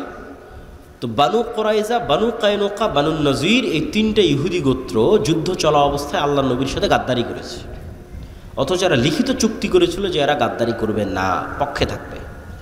তো জিবরাইল বলছে এই সমস্ত গাদ্দারদের বিচার না করা পর্যন্ত যুদ্ধ শেষ হয়নি, আপনি এখনই বের হন, যুদ্ধ এখনো শেষ হয়নি। মক্কার কাফের মুশরিকরা চলে গেছে, কিন্তু এই গাদ্দারদেরও বিচার করতে হবে। ঠিক আছে, মুহাম্মদ সাল্লাল্লাহু আলাইহি ওয়াসাল্লাম বের হলেন সাহাবীদের সহ। এবার আনাস রাদিয়াল্লাহু তাআলা আনহু থেকে বর্ণিত, তিনি বলেন যে আমরা যখন বানু কুরাইজা, বানু কায়নুকা, বানু নযীর গোত্রের দিকে আমাদের অভিযান পরিচালনা করার জন্য রওনা দিচ্ছি, তখন আমাদের আগে আগে আমরা উড়ন্ত ধুলা দেখতে পাচ্ছি, যে উড়ন্ত ধুলা জিবরাইলের অশ্বারোহী বাহিনীর উড়ন্ত ধুলা। আল্লাহু আকবার। সহিহ হাদিস, যে আনাস রাদিয়াল্লাহু তাআলা আনহু বলছেন আমরা আমাদের আগে উড়ন্ত ধুলা দেখছি, যে উড়ন্ত ধুলা জিবরাইলের অশ্বারোহী বাহিনীর উড়ন্ত ধুলা। একদিন রাসূলুল্লাহ সাল্লাল্লাহু আলাইহি ওয়াসাল্লাম বসে আছেন, একজন অপরিচিত ব্যক্তি হঠাৎ করে, আমি কিন্তু স্বেচ্ছাসেবক ভাইদের আহ্বান জানাবো যে আপনাদের যদি দানের কোনো পরিকল্পনা থাকে সেটা কিন্তু এখনই করে ফেলতে হবে, আমার বলার কথা কিন্তু হয়ে গেছে। তো একদিন রাসূলুল্লাহ সাল্লাল্লাহু আলাইহি ওয়াসাল্লাম বসে আছেন, একজন অপরিচিত ব্যক্তি মসজিদের মধ্যে প্রবেশ করেছে। ওমর রাদিয়াল্লাহু তাআলা আনহু বলছেন যে আমরা তাকে মদিনায় আগেও কোনো দিন দেখিনি, পরেও কোনো দিন দেখিনি, আর তার শরীরে সফরের কোনো আলামত নাই, আর এটা বিমানের সফর নয়, মরুভূমির সফর। আমি বিমানে ঢাকা থেকে এসে এখন আপনার এখানে পৌঁছেছি, তারপরেও একটু ঘামের আলামত আছে, একটু খাবার খেয়েছি বা কোথাও চলেছি তার একটু ময়লা লাগার আলামত আছে, সফরে যে আছি তার আলামত আছে বিমানে সফর করার পর। আর ওই যুগের সফর মরুভূমির সফর, ঘোড়ায় হবে, উটে হবে। তো এসে আল্লাহ নবীকে জিজ্ঞেস করছে ঈমান কাকে বলে, ইসলাম কাকে বলে, ইহসান কাকে বলে, কিয়ামত কখন হবে, সব উত্তর দেওয়ার পর আল্লাহর নবী বলছে জানো এটা কে ছিল? তো বলে না। তো বলে এটা জিবরাইল ছিল, তোমাদেরকে দিন শিখানোর জন্য এসেছিল। রাসূল সাল্লাল্লাহু আলাইহি ওয়াসাল্লাম বলতেছে আজকে আমার বাড়িতে জিবরাইল আসেনি। কেন আসেনি? তাহলে একটা ছবি থাকার কারণে। রাসূল সাল্লাল্লাহু আলাইহি ওয়াসাল্লাম বলতেছে যে আমাকে জিবরাইল বারবার মিসওয়াক করতে বলে, কেন আমার মুখের গন্ধে জিবরাইলের কষ্ট হয়। রাসূল সাল্লাল্লাহু আলাইহি ওয়াসাল্লাম বলতেছে তোমরা মসজিদে পেঁয়াজ এবং রসুন খেয়ে যেও না, কেননা পেঁয়াজ এবং রসুনের গন্ধে ফেরেশতাদের কষ্ট হয়। আপনি এগুলো সবগুলোকে যদি একদিনের চিত্র কল্পনা করেন, যে একদিনের চিত্র মনে করেন একদিনে এগুলো ঘটতেছে, তাহলে এবার বলেন যে খালিদ ইবনুল ওয়ালিদ, আমর ইবনুল আস এরা যখন যুদ্ধ করতে গেছে রোমান এবং পারস্যদের বিরুদ্ধে, যখন রোমান পারস্যের ক্ষমতা এদের চেয়ে বেশি, তো এরা দুনিয়াবী শক্তি দিয়ে বিজয় অর্জন করবে এই আশায় যুদ্ধ করতে গেছে, না আল্লাহ সাহায্য করবে এই আশায় যুদ্ধ করতে গেছে? আল্লাহ সাহায্য করবে। ধরো চোখের সামনে দেখেছে ফেরেশতা যুদ্ধ করতেছে, স্বচক্ষে দেখেছে। আল্লাহ কোরআনে বলেছেন 5000 ফেরেশতা অবতীর্ণ করেছি, 3000 অবতীর্ণ করেছি, 1000 অবতীর্ণ করেছি। বদর, উহুদ, খন্দক, হুনাইনের যুদ্ধে আল্লাহ ফেরেশতা অবতীর্ণ করেছে। কোরআনের আয়াত সাহাবীদের চাক্ষুষ চোখে দেখা যে ফেরেশতারা যুদ্ধ করতেছে। আর যার ইমানই দুর্বল ফেরেশতার অস্তিত্বের উপর, আল্লাহর শক্তি এবং ক্ষমতার উপর, পরকালের উপর, সে চিন্তা করবে যে না আমাকে মন্দির পাহারা দিয়ে ক্ষমতায় যেতে হবে।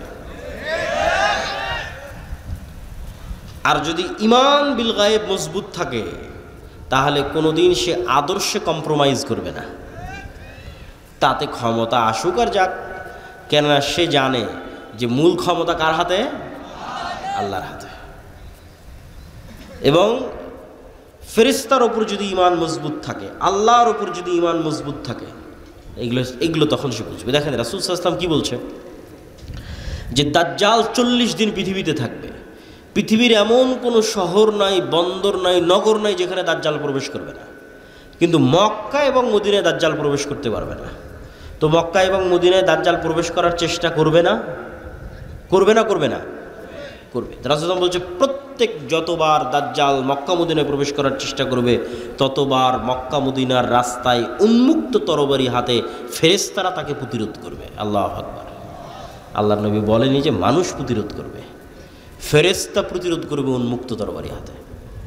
যে ফেরেশতার অস্তিত্বের প্রতি ঈমানই নাই, তো কেমনে আল্লাহর সাহায্যের আশা করবে যে না আল্লাহর সাহায্যে ফেরেশতা আসতে পারে?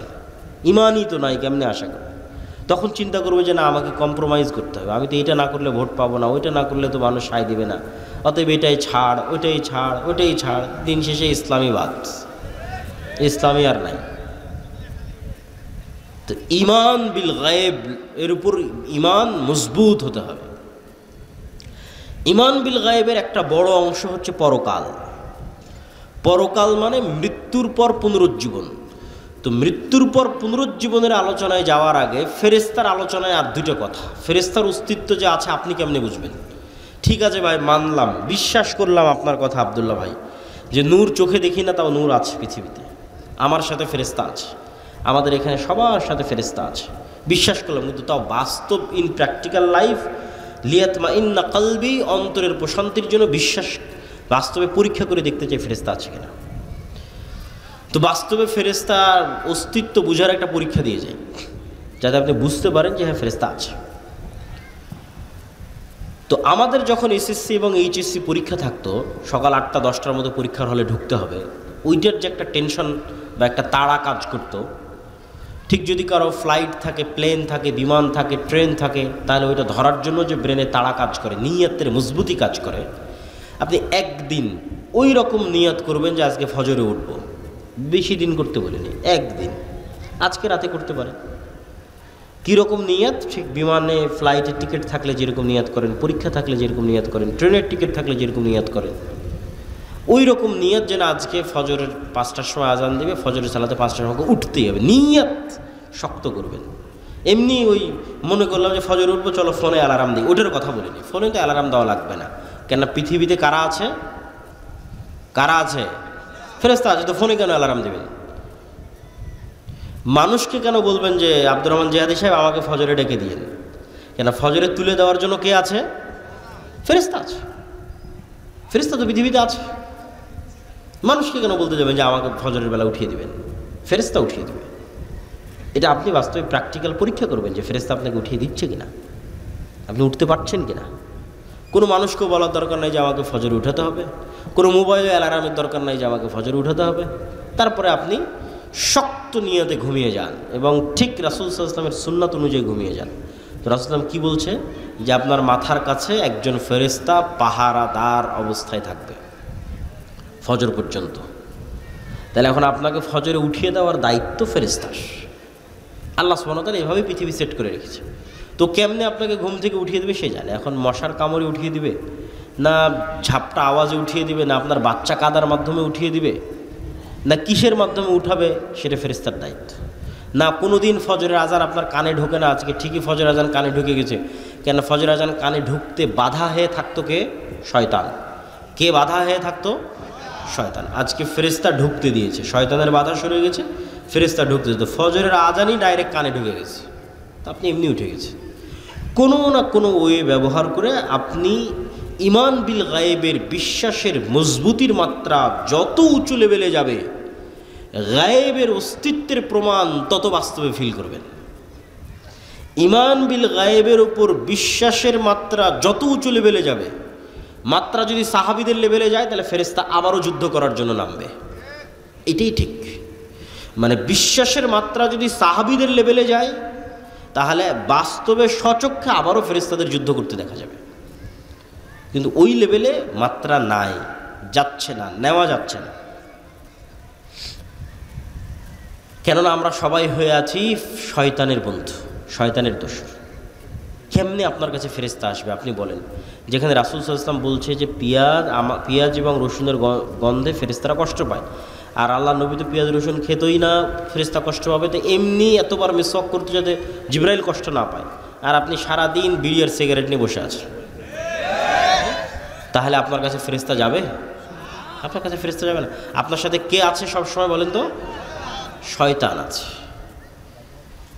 আপনি সিরিয়াস বিশ্বাস করেন আপনার আশেপাশের যত বন্ধু অস্তিত্বশীল আছে, এদের অস্তিত্ব যত সত্য, আল্লাহর কসম, ওয়াল্লাহি আল্লাহর কসম, ওয়াল্লাহি আল্লাহর কসম, আপনার সাথে ফেরেশতার অস্তিত্ব তত সত্য, আপনার সাথে শয়তানের অস্তিত্ব তত সত্য। তা আপনি তো শয়তান যেটা যেটা পছন্দ করেন ওইটা আপনার সাথে ধরে রেখেছেন, তাহলে তো সবসময় আপনার সাথে শয়তান আছে। আল্লাহ নবী বলছে, যেই ঘরে ছবি মূর্তি আছে, যেই ঘরে কুকুর আছে, ওই ঘরে কে ঢোকে না? ওই ঘরে ফেরেশতা ঢোকে না। কেউ যদি কোনো ঘরে ঢোকার সময় বলে আসসালামু আলাইকুম, তাহলে ওখান থেকে কে পালিয়ে যায়? শয়তান পালিয়ে যায়। আর যদি আসসালামু আলাইকুম না বলে, তাহলে শয়তান আরও ডাক দেয় যে আসো এখানে থাকো। তাহলে আপনার কাজের মাধ্যমে আপনি কাকে বন্ধু বানিয়ে রেখেছেন আপনি ভালো জানেন। ফেরেশতারা পবিত্রতা পছন্দ করে। কোনো একটা মানুষ যদি অজু ভাঙলেই অজু করে এরকমও যদি কোনো মানুষ পৃথিবীতে থাকে, তাহলে ওই মানুষ দুনিয়াতে থাকা অবস্থায় ফেরেশতাদের মতো স্বভাব অবলম্বন করতেছে, আছে দুনিয়াতে কিন্তু আসলে ফেরেশতা। কেননা ফেরেশতারা যেমন সবসময় পবিত্র ও পবিত্র। আর একজন পেশাব থেকে যত্ন নেয় না, কোথায় দাঁড়িয়ে পেশাব করছে, কোথায় পেশাব নিয়ে পানি নিচ্ছে না, তাহলে ওর সাথে সবসময় কে আছে? শয়তান আছে। তাহলে ও কীভাবে হেদায়েত প্রাপ্ত হবে? আর ওর আন্দোলন মিছিলে আর কীভাবে আল্লাহর সাহায্য নেমে আসবে? আর ওর ভোটে কীভাবে আর ইসলাম বিজয় হবে? গায়েবের মদদ ছাড়া, কেননা এটা আল্লাহর দিন, গায়েবের মদদ, অদৃশ্যে সাহায্য ছাড়া ইসলামের বিজয় সম্ভব নয়। দুনিয়ার লজিকে মুসা আলাইহিস সালাম কোনোদিন ফিরআউনের উপর বিজয় লাভ করবে না, সম্ভব নয়। গাজার মানুষের চেয়ে দুর্বল ছিল মুসা আলাইহিস সালাম, দুনিয়ার লজিকে বিজয় সম্ভব নয়। কিন্তু মুসার বিজয় সম্ভব হয়েছে আল্লাহর শক্তিতে, আল্লাহর ক্ষমতায়। পৃথিবীর সব নবী রাসূল যুগে যুগে যা হয়েছে সব আল্লাহর সাহায্য, আল্লাহর শক্তি, আল্লাহর ক্ষমতা, আল্লাহ তার ফেরেশতাদের দিয়ে সাহায্য করেছে। আর তাদের ঈমানের মাত্রা ওই লেভেলে ছিল। তো ঈমান বিল গায়েবের আরেকটা অংশ যেটা একটু না বললেই নয়, সেটা হচ্ছে পরকাল। এই পরকালের কথাটুকু বলে আমরা বক্তব্যের শেষের দিকে যাব। পরকাল মানে মৃত্যুর পর জীবিত হওয়া। আপনারা কোনোদিন দেখেছেন কোনো মৃত মানুষকে জীবিত হতে? একটু কথা বলেন, কোনো মৃত মানুষকে জীবিত হতে দেখেছেন? দেখেননি। এখন যদি কোনো মৃত মানুষ কবর থেকে উঠে আসে, বিশ্বাস করবেন? বিশ্বাস করবেন না, মনে হয় অবিশ্বাস্য। আচ্ছা, আজ থেকে 100 বছর আগে যদি আপনাকে বলা হতো যে আপনার কথা আপনি এখানে বলবেন, আমেরিকায় শোনা যাবে, বিশ্বাস করতেন? বিশ্বাস করতেন না। ওমর রাদিয়াল্লাহু তাআলা আনহুর বিষয়ে একটা রেওয়ায়াত পাওয়া যায় যে উনি মসজিদে নববীর মেম্বারে বসে আওয়াজ দিয়েছেন, যুদ্ধের মাঠে গিয়ে সে আওয়াজ শোনা গেছে। ইরাকে, সিরিয়ায় যুদ্ধের মাঠে আওয়াজ শোনা গেছে। তো এরকম যদি কেউ বলতো যে না এখানে আওয়াজ দিব, আমেরিকায় শোনা যাবে, ভুয়া কথা কোত্থেকে বলে, বিশ্বাস অসম্ভব। তো বিজ্ঞানের মাধ্যমে আমি মনে করি, আমার এই ধারণা ভুল হতে পারে, সায়েন্স অ্যান্ড টেকনোলজির মাধ্যমে আল্লাহ গায়েবের পর্দাগুলোকে সরিয়ে দিচ্ছে। বহুদিন যাবত এগুলো সব গায়েব ছিল, এই গায়েবের পর্দাগুলো সরে যাচ্ছে। কিয়ামত যত নিকটে আসবে গায়েবের পর্দা তত দ্রুত সরতে থাকবে। গায়েবের পর্দা সরতে সরতে সরতে সরতে কোন লেভেলে যাবে জানেন? পৃথিবীর সবচেয়ে বড় গায়েব যে মৃত মানুষ জীবিত হবে, এটাও মানুষ সচক্ষে দেখবে। এই দুনিয়াতে মানুষ সচক্ষে দেখবে যে মৃত মানুষ জীবিত হচ্ছে। কিয়ামত হওয়ার আগে, আমি কিয়ামত হওয়ার পরের কথা বলি না। গায়েবের পর্দা অলরেডি সরা শুরু হয়ে গেছে। তো এই গায়েবের পর্দা সরতে সরতে সরতে সরতে সরতে সরতে সরতে সরতে ওই জায়গায় গিয়ে ঠেকবে যে মানুষ দেখবে মৃত মানুষ জীবিত হচ্ছে। তো মৃত মানুষকে জীবিত করা, আল্লাহ ডাল ভাত করার পরেই কিয়ামত দেবেন। মৃত মানুষ জীবিত হওয়া এটা গায়েব, আপনার কাছে ইম্পসিবল মনে হচ্ছে, কিন্তু পৃথিবীতে এটা আল্লাহ সুবহানাহু ওয়া তাআলা ডাল ভাত করে দেবেন। এই জন্য আগেও কয়েকবার এটাকে ডাল ভাত করা আছে। কিভাবে? এমনি তো ঈসা আলাইহিস সালাম আসার আগে বিভিন্ন ঘটনাক্রমে অসংখ্য মানুষকে মৃত্যুর পর জীবিত করা আছে, অসংখ্য মানুষকে। প্রথমে ইব্রাহিম আলাইহিস সালাম বলল, বিশ্বাস হয় না যে মরা মানুষ জীবিত হতে পারে। বিশ্বাস আছে কিন্তু ইয়াকিন হয় না, ইতমিনান নাই। আল্লাহ বলল 4টে পাখি নিয়ে আসো, জবাই করো, 4টে পাহাড়ে দাও, নাম ধরে ডাকো। জবাই করলো, 4টে পাহাড়ে দিল, নাম ঠিকই তো, মরা পাখি জীবিত হয়ে গেল। বিশ্বাস করলো। এক নবী এক গ্রামের পাশ দিয়ে যাচ্ছে, পুরো গ্রাম বিরান গোরস্থান হয়ে গেছে, সব মানুষ মরে শেষ, সাফ। নবী বলছে যে এই মরা বিরান গ্রামকে আল্লাহ কীভাবে জীবিত করবে, মনে মনে বলছে। তো আল্লাহ ওই নবীকে ইনস্ট্যান্ট মৃত্যু দিয়েছে 100 বছর। 100 বছর পর নবীকে জীবিত করেছেন। যে নবীকে জিজ্ঞেস করে, তুমি বলো কতদিন মৃত অবস্থায় ছিলাম? মুসা আলাইহিস সালাতু ওয়াস সালামকে বানু ইসরাঈল বলল, লান নারাল্লাহ হাত্তা লান নুমিনা বিকা হাত্তা নারাল্লাহ জাহরাতান, আমরা ততক্ষণ পর্যন্ত ঈমান আনয়ন করব না আল্লাহকে যতক্ষণ না দেখব।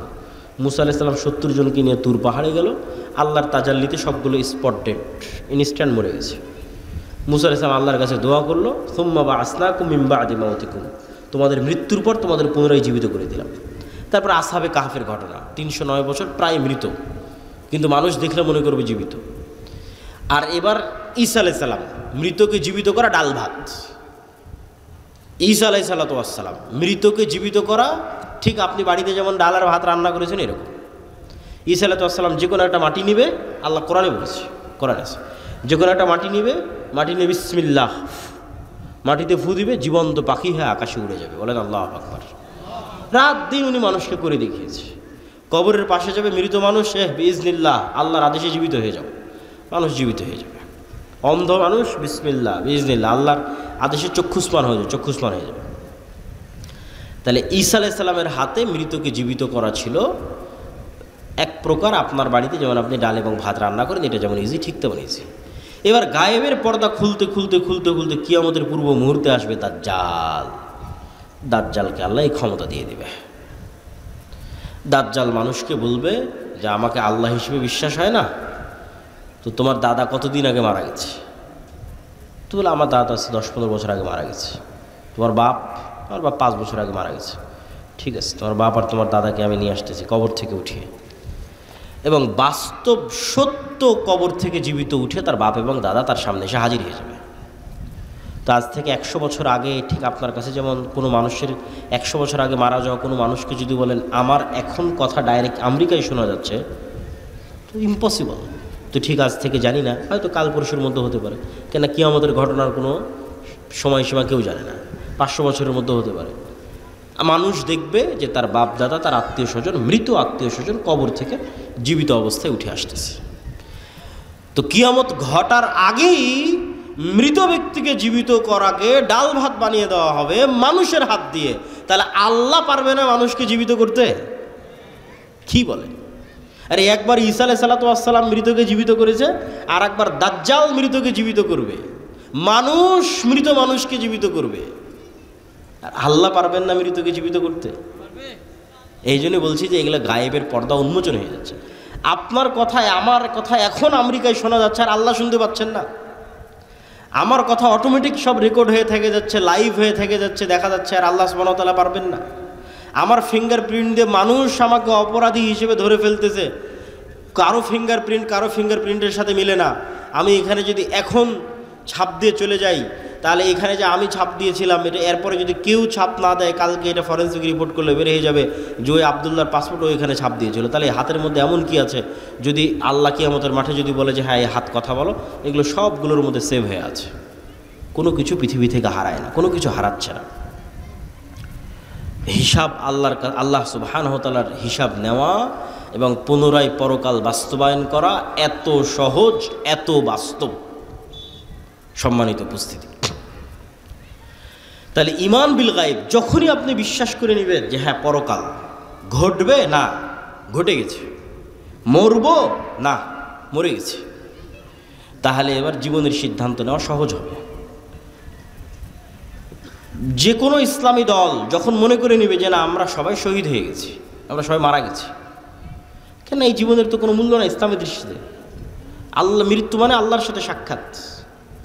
তো যখনই আপনি পরকালকে অতীত ধরে নেবেন, তখন আপনার সব সিদ্ধান্ত দেখবেন সঠিক সিদ্ধান্ত নিচ্ছেন, বিজয় দ্রুত আসতেছে।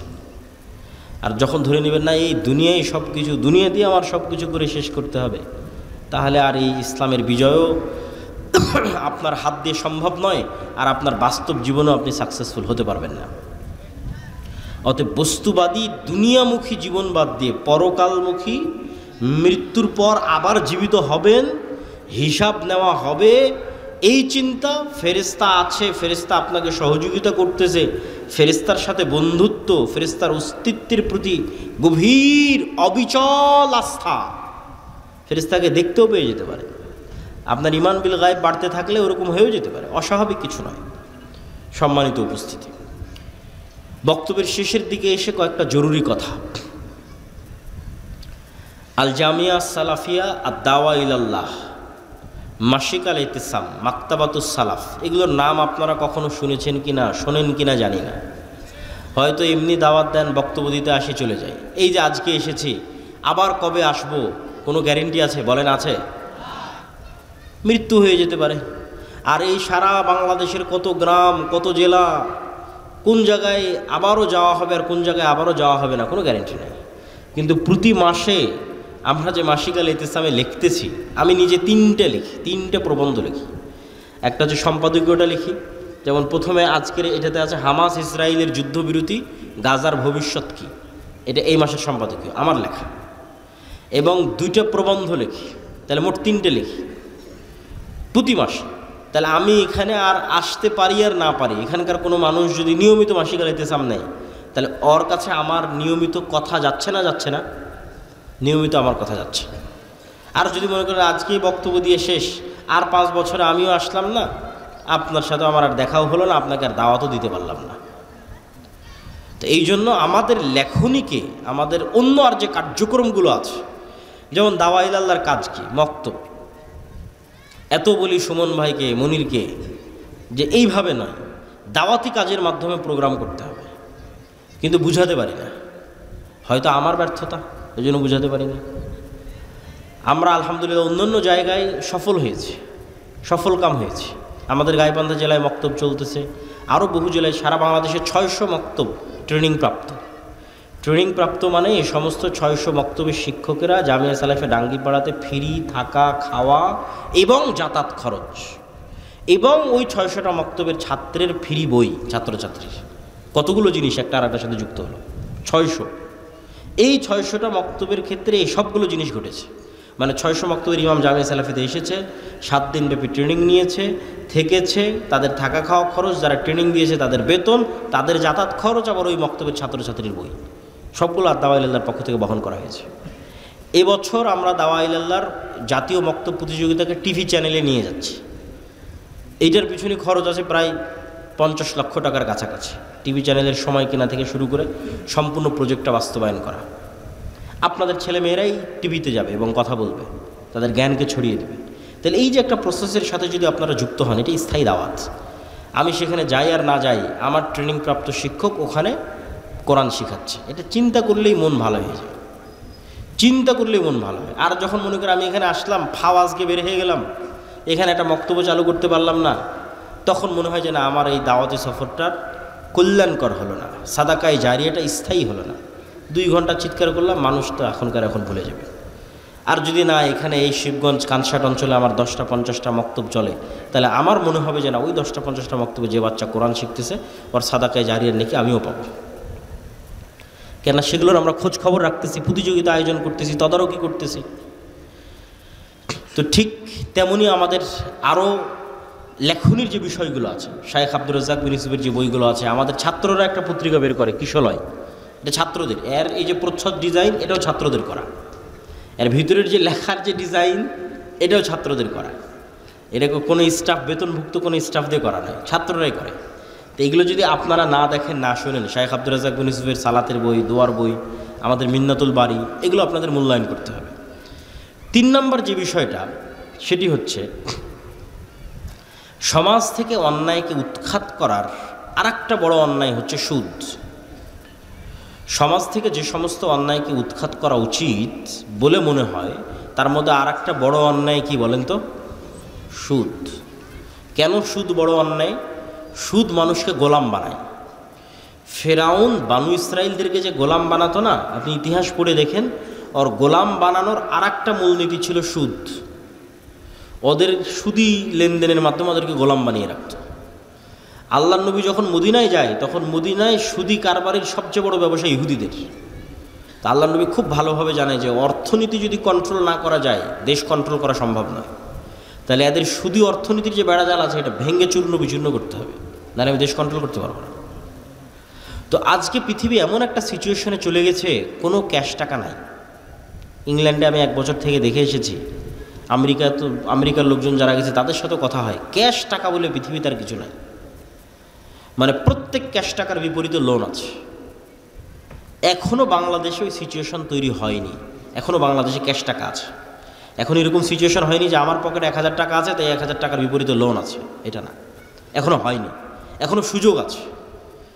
তো বাংলাদেশে কর্জে হাসানার মাধ্যমে সুদের বিরুদ্ধে লড়াই করা। এবং আরেকটা জিনিস মাথায় রাখতে হবে কর্জে হাসানা এবং সুদের ক্ষেত্রে, যেটা বলে আমার বক্তব্য শেষের দিকে চলে যাব, সেটা হচ্ছে যে ইসলামী ব্যাংকের মাধ্যমে সুদকে উৎখাত করা কেন সম্ভব হচ্ছে না? কেননা কেউ গোড়ায় হাত দেয়নি। গোড়া কি? গোড়ায় হাত দেওয়া আসলে কঠিনও, এই জন্য কেউ হাত দিতেও চায় না। গোড়া কি? গোড়া হচ্ছে আধুনিক কনভেনশনাল যে ব্যাংকিং সিস্টেম আছে, তারা আপনাকে লোন নেওয়ার জন্য উৎসাহিত করতেছে। যেমন বিকাশের বিজ্ঞপ্তি চলতেছে যে কোনো প্রকার ডকুমেন্টস ছাড়াই শুধু বিকাশ অ্যাকাউন্টের বিপরীতে 50,000 টাকা লোন পাওয়া যাবে। তো ক্রেডিট কার্ড মানুষ ইউজ করুক, এটার জন্য মানুষকে উৎসাহিত করা হচ্ছে, মানুষ লোন নিক এটার জন্য উৎসাহিত করা হচ্ছে। তাহলে যেখানে লোন নেওয়াকেই উৎসাহিত করা হবে, সেখানে আপনি ওই প্রতিযোগিতার সাথে ইসলামী ব্যাংক প্রতিষ্ঠা করতে পারবেন না। কেননা ইসলামী অর্থনীতির মূল ভিত্তি হচ্ছে লোন বিমুখতা। কেমন লোন বিমুখতা? সুদি লোন নয়, কর্জে হাসানাই নিব।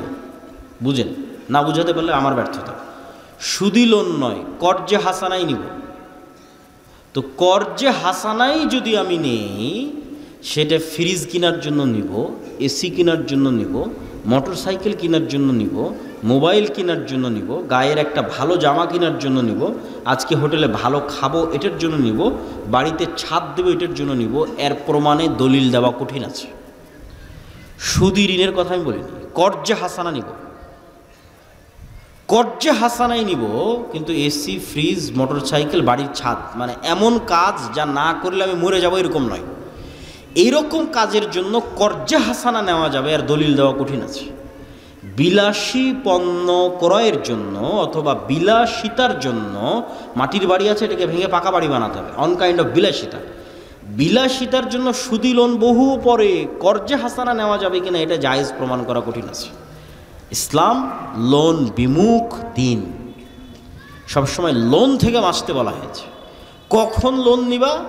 যখন অ্যাক্সিডেন্ট করে অপারেশন করতে হবে, টাকা নাই তখন। কখন লোন নিবা? বেটির বিয়ে দিতে পারতেছি না, ছেলে মেয়েকে পড়াশোনা করাতে পারতেছি না, তখন কর্জে হাসানা জায়েজ আছে।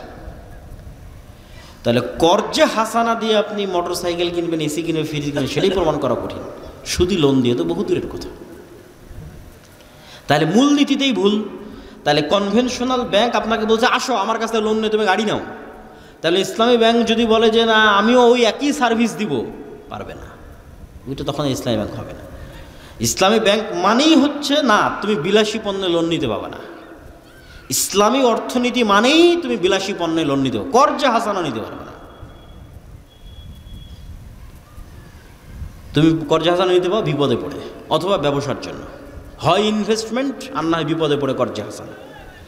আর যে অবস্থায় আছো অল্পে তুষ্ট থাকো, ধৈর্য ধারণ করো। ব্যবসায় ইনভেস্ট করার জন্য কর্জে হাসানা নিতে পারে, কিন্তু এসি নিবে এই জন্য কর্জে হাসানা না। অল্পে তুষ্ট থাকো, ফ্যান চলতে ফ্যান নাই, হাত পাখা দিয়ে বাতাস করে এর উপর তুষ্ট থাকো। নিজের ইনকাম দিয়ে, লোন ছাড়া নিজের ইনকাম দিয়ে যেদিন সামর্থ্য হবে তোমার এসি কেনার, সেদিন কিনবা। তোমার কেনার ফ্যান হবে সেদিন কিনবা। এটা হলো ইসলামের মূলনীতি। তো যাক, আমাদের কর্জে হাসানা একটা কার্যক্রম আমরা শুরু করেছি। এইটাতে যেমন আমরা কর্জে হাসানা দিচ্ছি, এবং আমরা ওই সিস্টেমে দিচ্ছি, হয় বিপদগ্রস্ত না হয় ব্যবসায় ইনভেস্ট, এই দুইটা ক্যাটাগরি ছাড়া কর্জে হাসানা নাই। পাশাপাশি যে সমস্ত মানুষ ব্যাংকে টাকা রাখে কিন্তু সেখান থেকে বেনিফিট চায় না, তাদেরকে আমরা উৎসাহিত করতেছি যে আমাদের এই ফান্ডে আপনারা টাকা জমা রাখেন, যেটা আপনি যখন চাইবেন তখন ফেরত নিতে পারবেন। এবং আলহামদুলিল্লাহ অসংখ্য মানুষ এটাতে অংশগ্রহণও করতেছে। তো কর্জে হাসানা প্রজেক্ট, দাওয়াইল আল্লাহর মক্তব প্রজেক্ট এবং আল জামিয়া সালাফিয়া, এবং বিশেষ করে আগামী 6-7 নভেম্বরের সালাফি কনফারেন্স, মাসিক আল ইতিসাম, এবং আমাদের বই পুস্তক, ফিলিস্তিনের উপর বই আছে, রিজিকের উপর বই আছে, এগুলোকে গুরুত্ব দেওয়ার উদাত্ত আহ্বান জানিয়ে আজকের সংক্ষিপ্ত বক্তব্য এখানেই শেষ করছি। ওয়াখির দাওয়ানা আনিল হামদুলিল্লাহি রাব্বিল আলামিন। বইগুলো স্টেজেই পাওয়া যাবে। শায়েখ ইসকন দিয়ে হইচই করবেন না, ধীরে ধীরে। কেন? শায়েখ ইসকন নিয়ে আপনার মন্তব্য কী, বাংলাদেশে ইসকনের ভূমিকা এবং আমাদের কর্তব্য কী, দয়া করে জানিয়ে বাধিত করবেন। ইসকন নিয়ে আমি যতটুকু পড়াশোনা করেছিলাম সেটা হচ্ছে বাংলাদেশের স্বাধীনতাকে পার্মানেন্টলি অখণ্ড ভারতের অন্তর্ভুক্ত করার মাস্টার প্ল্যানের অংশ হচ্ছে ইসকন। বাংলাদেশের স্বাধীনতাকে পার্মানেন্টলি অখণ্ড ভারতের অংশ করার মাস্টার প্ল্যান হচ্ছে ইসকন, এবং তারা অনেক দূর সফল। ভিকটিম গেম খেলার মাধ্যমে, সংখ্যালঘুর নিরাপত্তার মাধ্যমে বাংলাদেশ দখল করা হবে। আজ হতে পারে, 20 বছর পর হতে পারে, 50 বছর পর হতে পারে, কিন্তু প্ল্যান এটা। সেটা কি? ব্লেম গেম, ভিকটিম, যে এই দেশে সংখ্যালঘুদের নিরাপত্তা নাই। এই গেম তৈরির রাস্তা কারা তৈরি করবে? ইসকনেরা তৈরি করবে। অতএব সংখ্যালঘুদের নিরাপত্তা দেওয়ার জন্য বাংলাদেশে সেনাবাহিনী পাঠাতে হবে। এটা হওয়ার পরিবেশ এখনও ঘটেনি, কিন্তু ওই মাস্টার প্ল্যান অনুযায়ী সেই দিকে আগানো হচ্ছে। আল্লাহ সুবহানাহু ওয়া তাআলা বাংলাদেশের স্বাধীনতা, সার্বভৌমত্বকে হেফাজত করুন এবং আমাদেরকে সঠিক সিদ্ধান্ত গ্রহণের তৌফিক দান করুন। একজন অসুস্থ মানুষ সিয়াম রাখতে পারেনি, পরে আর সুস্থ হওয়ার সম্ভাবনা নেই, সে ফিদিয়া দিয়ে দেবে। আব্দুল সামাদ নয়, আব্দুস সামাদ, আব্দুস সামাদ, সমাদ, আব্দুল নয়। একজন জিজ্ঞেস করেছে যে আব্দুল সামাদ নাম ঠিক আছে কেন? আব্দুল নয়, আব্দুস সামাদ। রায়ান আহমেদ রাফিদ, রায়ান এভাবে না বলে রাইয়ান বলেন, রাইয়ান, এটা সুন্দর নাম। আহমেদ, এটাও সুন্দর নাম, নাম রাখা যাবে। আর কোনো প্রশ্ন ছিল? ঠিক আছে, ওয়ালাইকুম আসসালাম। খুব সুন্দর পরামর্শ, আমাদেরও মাথায় আছে চিন্তা, ইনশাআল্লাহ আল্লাহ যদি তৌফিক দেয় ইনশাআল্লাহ। তো আমরা বৈঠক শেষে দোয়া পড়ি, সুবহানাকা আল্লাহুম্মা ওয়া বিহামদিকা আশহাদু আল্লা ইলাহা ইল্লা আনতা আস্তাগফিরুকা ওয়া আতুবু ইলাইক। আসসালামু আলাইকুম ওয়া রাহমাতুল্লাহি ওয়া বারাকাতুহু।